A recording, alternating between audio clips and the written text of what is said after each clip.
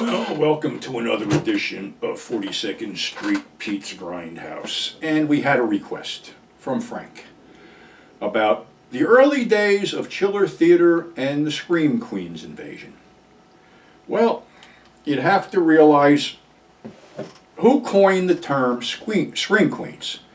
I believe it was Calvin Beck, the editor and owner of Castle of Frankenstein magazine, and I believe back in 1978, he came up with a book called Scream Queens, Heroines in the Horror Movie Industry or something like that.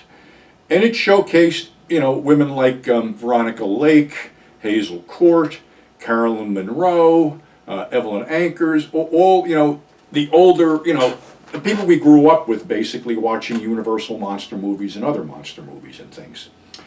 Well, there was a couple things that brought this whole Scream Queen thing back again, and one of them was a film called Nightmare Sisters by Dave Dakota.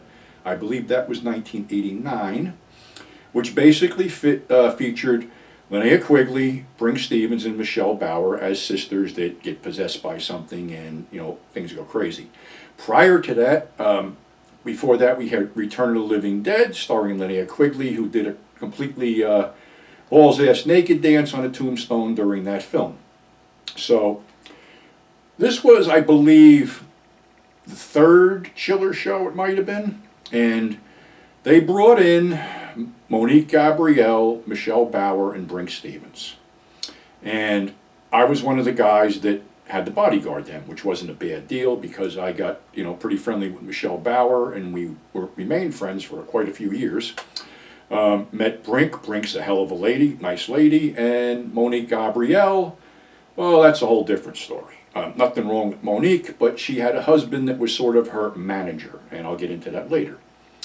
So basically it was me standing around looking menacing, trying to keep, certain people from doing dumb shit. Of course, one of the dumb shits was somebody had a camcorder which was holding it down by his waist so he could shoot under the table and up the skirt, which was pretty fucking creepy. But that's what you had to deal with back then. And it would get worse because the whole Scream Queen thing awakened a bunch of, for lack of better words, guys in their late 30s and early 40s that were living in their mother's basement and had a computer. Well, they started showing up at these shows. And the other thing was, too, that, all right, Michelle Bauer had done some adult stuff before she started doing these horror movies.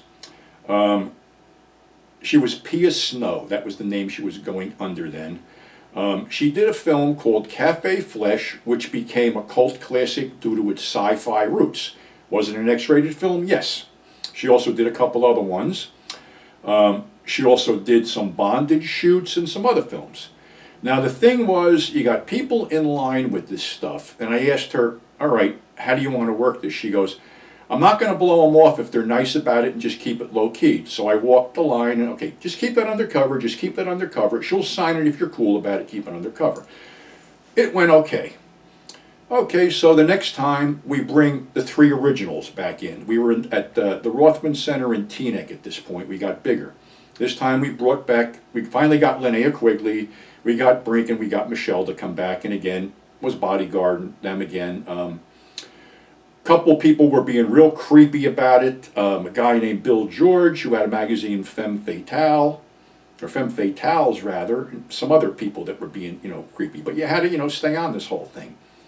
So those three were cool. They were ladies. Other people that came in, we had other women come in, Carolyn Monroe and Veronica Carlson from the Hammer films. Donna Spear from the Andy Sidaris films. She was a Playboy Playmate. She came in. I worked with her and her husband one show. I don't know if you'd call her a Scream Queen, but Irish McCalla, Queen of the Jungle, she came in. And, these were all established actresses that were, had a degree in acting. Well, then things started taking this really weird turn where we had wannabe Scream Queens. And girls were come in, they were brought in by managers, and we had this one sleazebag, I think his name was Bill, and he brought in this girl named Mandy Lee. And I don't think she did anything. I mean, she was cute, she was attractive, but she was also selling, risque stuff of her under the table. This guy, Bill, was nothing more than a pimp, okay? He approached me at one show asking me what he had to do or what would Mandy have to do to get a better location. Translated, Mandy would do me if I did something for her. Well, I went right to the promoter with this and said, this is fucking bullshit. This has got to go. Well, Mandy finally hooked up with somebody her own age and disappeared, and this guy came back with another younger girl who we basically told, you're not setting up here. It's that simple. Couple girls came in. One of them, was an aspiring scream queen, but later on we found out she did a ton of bondage films. Deborah Dutch came in, who was once involved with the actor Sonny Landham. Debbie was cool, is still doing movies, and still looks great. The other side was you had the girl who became Jasmine St. Clair come in, who tried to do the same thing, and wound up doing completely X-rated stuff, and she was the star of a 300-person gangbang. I had that tape in my store. Every time I sold it, customers would return it, telling me, this is horrible, this is boring, please give me something else. So that tape wound up in the $5 discount bin. Jasmine later on got into wrestling and some other stuff, and I don't know what happened to her, but she was one. It got stranger because Playboy Playmates were booked, and actually they got out of hand because there was an incident where, I forget what hotel we were in, it probably was the Sheraton in Rutherford, I think it was, and there was a woman who was the hotel manager, and she came down one morning and confronted us all upset. And I go, what's going on? She goes, well, there's a videotape because there's security cameras in the stairwells, and there was two Playboy Playmates, or these two women, and they were giving a guy a blowjob. And she goes, how did you know? And I says, everybody knows. It's all over the hotel. So that was something that happened that probably shouldn't have happened. The other thing was that Monique Gabrielle's husband, Tony, decided to come up with this thing called Scream Queen Dynasty. And he hooked Julie Strain into it and Linnea Quigley into it. And the only thing I remember was they were selling these stupid-ass tapes for like $70 a piece. And I guess he gave one to somebody and I wound up with it. Here's Linnea walking on a treadmill in one segment for like 15 minutes, bottomless. Now, whatever the point of this was complete exploitation of women, which I don't go for. And I don't know what happened to this guy, but I don't think Monique ever did any shows after that whole deal. Unfortunately, we all know what happened to Julie Strain. She took a fall off a horse, developed dementia, and I believe she passed away last year, which was sad because she was a sweet person. I don't know, and like I said, the whole thing brought out some really weird, creepy guys. And I was at a different show, Monster Mania. I wasn't on staff. And there was an actress I knew who I would eventually work with in Bat Babe the Dark Knighty, named Darian Kane. Now, I had known Darian, because of, the alternative cinema, connection. And she came to me and she goes, listen, I know you're not on staff, she goes, but I got a guy in front of me who won't leave. I go, what do you mean? She goes, he bought his picture, got his picture taken, and he's standing in front of my table and he won't leave. I said, all right, I'll go over and see what I can do. So I walk over and here's this horribly obese guy with thick glasses standing there grunting.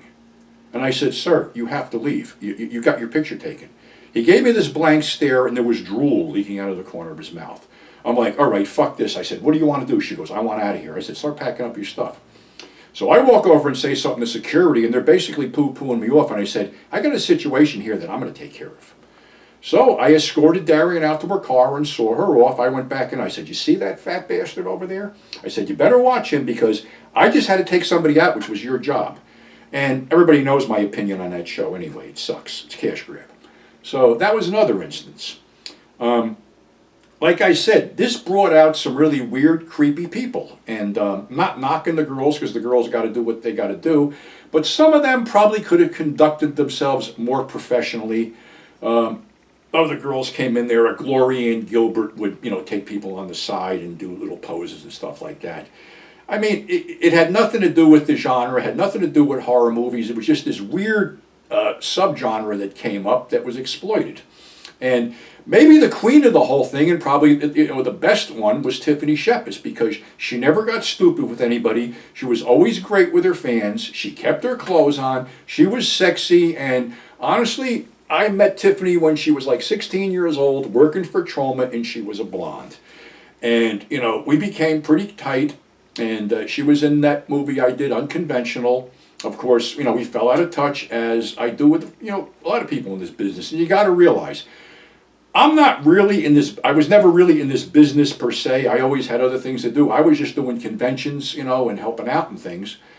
But, people in this business work and, go to different places, go to different conventions, do different movie shoots, and, that's their job. And we lose touch because, for whatever reason, and Facebook has enabled me to get back in contact with a lot of other people. But, as far as friendships going, I've had some good friendships with some of these women, but, over time, everybody falls out of touch.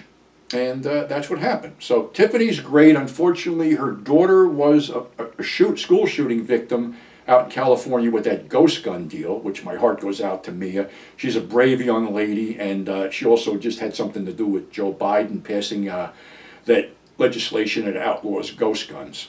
So, yeah, the Scream Queen thing was really very weird and sometimes very creepy, but I don't know if that even works anymore because, with the independent films, there's established, women stars that just do independent films, and I'm like sort of out of that loop myself, so I don't know who they are. But, as long as you keep it semi-classy, there's no problem. But it's when you take that little U-turn, when you go into stupid shit, that you're encouraging people to do shit that obviously they wouldn't do otherwise. So, that's all I got on that. We're approaching September, which the 16th is my birthday. I'll be 70. I don't know what I'm doing, but if anybody's in the area and wants to go grab a bite, more than happy to do that.